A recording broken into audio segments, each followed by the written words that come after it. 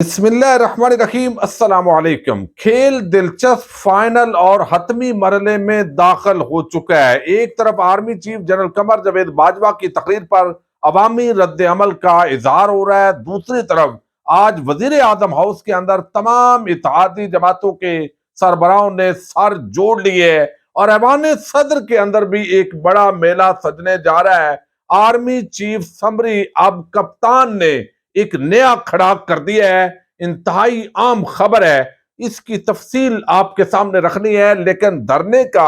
ایک plan P T I نے جاری کر دیا ہے اور دوسری طرف وزارت داخلہ نے عمران خان پر پنڈی میں ایک اور حملے کا الرٹ بھی جاری کر دیا ہے۔ اگر اب عمران خان پر خدا نخواستہ کوئی حملہ ہوتا ہے تو یہ کیا اثرات مرتب کرے گا، یہ پہلے خبر تھوڑی سی مختصر آپ کے سامنے رکھنی ہے تاکہ اندازہ ہو کہ حالات جو ہے وہ کیا رخ اختیار کرنے جا رہے ہیں۔ ایک بات تو طے ہو گئی ہے کہ تحریک انصاف راولپنڈی کے اندر دھرنا دینے جا رہی ہے، یعنی یہ ایک دن کا ایونٹ نہیں ہے بلکہ کم از کم 3-4 دن کا ایونٹ ہے، جہاں پر آرمی چیف جب تعینات ہو رہے ہوں گے اور ایک کمان دوسرا بندہ کمان کے اس کے ہاتھ میں جاری ہو گئی تو اس دوران راولپنڈی کے اندر اب تک کی جو اطلاعات ہیں ان کے مطابق جو ہے وہاں پر مظاہرین بیٹھے ہوں گے اور یہ اسٹیبلشمنٹ کے لیے ایک پاکستان کی عوام کا جمہوری انداز کے اندر پیغام ہوگا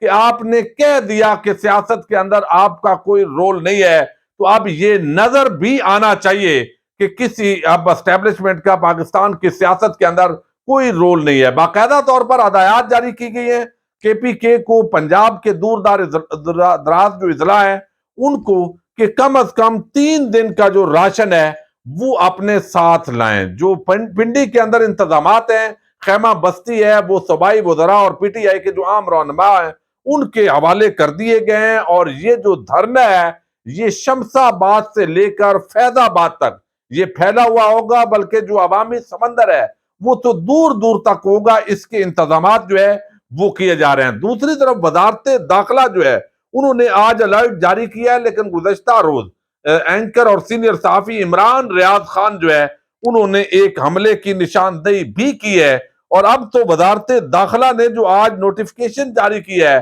بلکہ الرٹ کہیں گے اس کو، جاری کیا ہے، تو وہ ایجنسیز کی رپورٹ ہے، اس کے مطابق کہا گیا کہ عمران خان پر جیسے وزیر آباد کے اندر حملہ ہوا ہے تو اب یہ حملہ اس سے سخت ہو سکتا ہے، یہ بلاسٹ بھی ہو سکتا ہے۔ یعنی یہاں پر انہوں نے کہا کہ P T I long march میں دہشت گردی کا خطرہ ہے، مذہبی انتہا پسند تنظیم کی جانب سے دہشت گردی خودکش حملے کا خدشہ ہے۔ اب اس کے اندر جو تمام آرگنائزیشنز ہیں، تحریک لبیک کو بھی ڈالا ہے، القاعدہ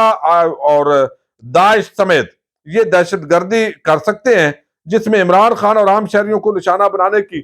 کوشش کی جا سکتی ہے۔ ایک اس کے اندر جو داعش ہے اس کی وجہ یہ بتائی گئی ہے کہ چونکہ عمران خان کے اتحادی وہ ایم ڈبلیو ایم ہے، جو اہل تشیع جماعت ہے، تو اس لیے ان پر حملہ ہو سکتا ہے، القاعدہ بھی حملہ کر سکتا ہے، ٹی ایل پی بھی کر سکتا ہے، تو کوئی جماعت چھوڑی نہیں ہے۔ بہرحال اب یہ حکومت کی جو ایجنسیز ہیں ان کا بھی بڑا امتحان ہے کہ یہاں پر پرامن طریقے سے اگر ایک جماعت احتجاج کر رہی ہے تو اس کو آپ نے پروٹیکٹ کیسے کرنا ہے۔ صرف رانا ثناء اللہ کا کام یہ نہیں ہے کہ وہ اسلام آباد میں بیٹھ کر اس نے آرڈر کر دیے ہیں اور جو پلان بنایا انتظامیہ جو اسلام آباد کی ہے کہ فیض آباد کو مکمل طور پر جو ہے وہ بند کر دیا جائے گا، اسلام آباد کے اندر نہ کوئی داخل ہو سکے فیض آباد سے اور نہ وہاں سے نکل سکے۔ دوسری طرف جو ہے کوئی ٹریفک پلان ترتیب دیے جا رہے ہیں، تو یہ ایک تو حملے کا الرٹ ہے اور دوسرا دھرنے کا پلان جو ہے وہ یہی ہے کہ 25 کو میکسیمم لوگ پہنچیں اور اگلے دن 26 کو 1 بجے حاضری جو ہے وہ 100% ہو، اور عمران خان وہاں پر اگلے لائحہ عمل کا حتمی اعلان کریں گے۔ دھرنا طویل بھی ہو سکتا ہے، 1 دن کا ایونٹ بھی ہو سکتا ہے، اور اسلام آباد کے اندر یہ لوگ داخل بھی ہو سکتے ہیں۔ اب یہ ساری چیز جو ہے وہ جنرل باجوہ صاحب نے گفتگو کی، اس کے اندر بڑی اچھی باتیں کی، کچھ ایسی باتیں ہیں جن پر لوگ تنقید کر رہے ہیں، اور یقینی طور پر کسی ایک پارٹی جو ہے وہ ملک کو ٹھیک نہیں کر سکتی۔ جو انہوں نے بات کی ہے اس پر بھی لوگوں نے کہا جناب یہ فیصلہ آپ نے نہیں کرنا، یہ پاکستانی عوام نے کرنا ہے۔ پھر نواز شریف کو جیسے یہاں سے بھگایا گیا، وہ ساری چیزیں اکثر ہم ڈسکس کرتے ہیں۔ سانحہ ماڈل ٹاؤن کے اندر آج تک ملزمان جو ہے ان کو کس نے بچایا ہے؟ तशद्दुद कौन करवा रहा है, और फिर मुआशी हवाले से जो आज बर्बादी की बात की है कि मुआशी तौर पर पाकिस्तान बड़े मुश्किल दौर के अंदर है, इस पर भी बहुत से सवालात हो सकते हैं। लेकिन अब जो है वो मामला दूसरी तरफ चला गया। मेरे पास जो जराए की खबर है वो ये है कि ये जो आर्मी चीफ, जिन जनरलों के नाम हम डिस्कस कर रहे हैं, मुझे एक साहब ने बताया है कि भाई ये नहीं है, ये जो हम डिस्कस कर रहे हैं पहला नंबर, छठा नंबर, यानी ये चीजें चूंकि मुख्तलिफ आ रही हैं, तो दरमियान के अंदर जो है वो नाम है, और इसके अंदर जो भी अगला आर्मी चीफ है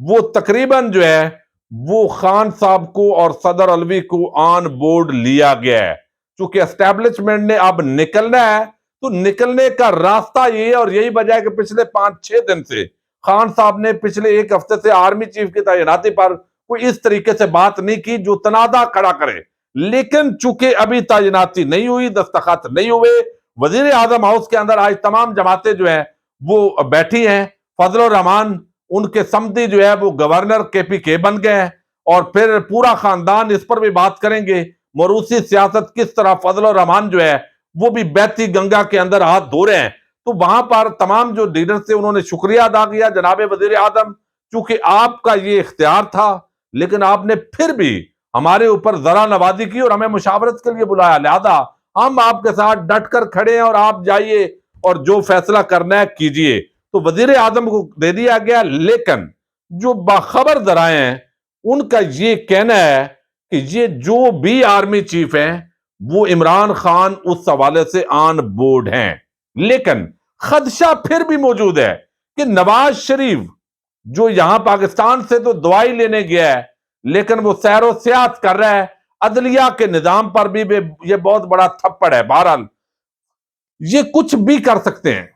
ये जो भी चीजें तय होती हैं इनको तोड़ भी सकते हैं। अब इस पूरे मामले के अंदर जो है वो खान साहब ने बड़ी आम गुफ्तगू की है, और अब मामला पहले तो नहीं था, और ये चंद दिन पहले तक दो नून लीगी साफी ये खबर दे रहे थे, लेकिन अब ये जो खबर है ये बहुत आगे बढ़ गई, और उसके अंदर खान साहब ने बताया है कि आर्मी चीफ की समरी आ गई है, ये मैंने भी देख ली है। लेकिन अब इसके अंदर जो है वो सारे जो लोग हैं, उन्होंने कहा ये सारे लोग जो कर रहे हैं ये अपनी जगह है, लेकिन मैंने और सदर ने फैसला किया है कि आइन के अंदर रहकर खेलेंगे।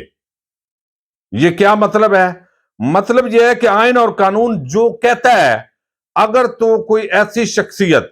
जो वो समझते हैं नहीं होनी चाहिए, तो आइन और कानून के मुताबिक उन्होंने कहा कि सदर पाकिस्तान के साथ मैं ऑन बोर्ड हूं, मुसलसल राब्ता है, ऐवान सदर में मेला सजेगा। और उसकी वजह उन्होंने ये बताई है कि अगर लंदन में बैठा हुआ एक मुजरम भगौड़ा इश्तिहारी जो पाकिस्तान से दवाई लेने के लिए गया है, तो उससे अगर वजीर आजम आर्मी चीफ की तैनाती की मुशावरत करे और वो यहां पर जो है वो आर्मी चीफ तैनात कर रहा हो, तो मैं तो यहां मौजूद हूं और सबसे बड़ी पार्टी का सरबराह हूं, मेरी पार्टी का जो है वो सदर है, तो वो मुझसे मुशावरत करेंगे। वो कहते हैं कि हम आइन और कानून के बीच में रहेंगे लेकिन खेलेंगे। उन्होंने कहा ये 90 की दहाई के सियासतदान है, इनका वक्त खत्म हो गया है। वो कहते हैं मुझे पता था मेरे ऊपर हमला हो सकता है, मैंने जलसों में भी बताया था, लेकिन फिर प्लान बी बनाया गया कि मुझ पर हमले को तो इन्हें मजहब का नाम दिया जाए। ये भी आज उन्होंने बड़ी बात की है। उन्होंने कहा कि सदर अलवी मुझसे राब्ते में है, यहां वजीर आजम एक मफरूर से मुशावरत करने चला जाता है, मैं तो फिर भी पार्टी का सरबराह हूं, क्योंकि नहीं वो मुझसे मशवरा कर सकता है, क्या मेरी जमात का सदर मुझसे मशवरा नहीं करेगा? आर्मी चीफ की तैनाती के लिए सदर के पास जो भी समरी आएगी सदर मुझसे मशवरा करेंगे। यानी आर्मी चीफ बनाने का जो इस्तेकाक है वो तो है वजीर आजम का, आइन का आर्टिकल 243, लेकिन सदर के पास असेंबली जो समरी होती है कानून के मुताबिक, आइन के मुताबिक एक मरतबा वापस भेजने की इख्तियार है, और फिर अगर वजीर आजम कहता है नहीं यही है, तो फिर भी 14 दिन के लिए वो रोक सकता है, और उसके बाद अल्टीमेटली जो है वही होगा। और इसके अंदर जो है ये खान साहब ने बताया, और फिर जो है आगे जो बात की गई पूरा उन्होंने केस के हवाले से भी बात की है। लेकिन फवाद चौधरी कहते हैं کہ یہ سارے جو کام ہیں یہ کوشش ہوگی کہ تنازع نہ کھڑا ہو۔ اب خان صاحب جو ہے اس پورے معاملے کے اندر متنازع نہیں ہوں گے، میرا جہاں تک یہ انالیسس ہے کہ یہ ضرور وہ ایسی چیز کہیں گے، دھمکیاں بھی دیں گے، اور یہ سارا کچھ ان کی پوری کوشش ہے کہ آرمی چیف کی تعیناتی اور جو بھی جنرل صاحب ہوں وہ متنازع نہ ہوں، وہ واقعتاً پولیٹیکل ہوتے ہوئے نظر آئیں، کیونکہ اگر اسٹیبلشمنٹ جو ہے وہ نیوٹرل ہو جائے تو خان تو اس وقت 2/3 اکثریت سے بھی زیادہ اکثریت لے رہا ہے۔ اگر یہ فوری طور پر جو الیکشن نہیں کرواتے تو جتنا ڈیلے کریں گے اس کے ساتھ اور جو ہے وہ، جیسے خان صاحب کہتے ہیں مجھے ووٹ نہیں مانگنے پڑیں گے بلکہ عوام اور ان کو جو ہے وہ ان کی مخالفت کرے گی، تو مہم بھی نہیں چلانی پڑے گی اور عمران خان زندہ باد ہو جائے گا۔ تو یہ چیز جو ہے ان کو علم ہے، تو وہ نہیں سمجھتے، وہ یہی چاہتے ہیں کہ اب جو ہے اسٹیبلشمنٹ واقعتاً نیوٹرل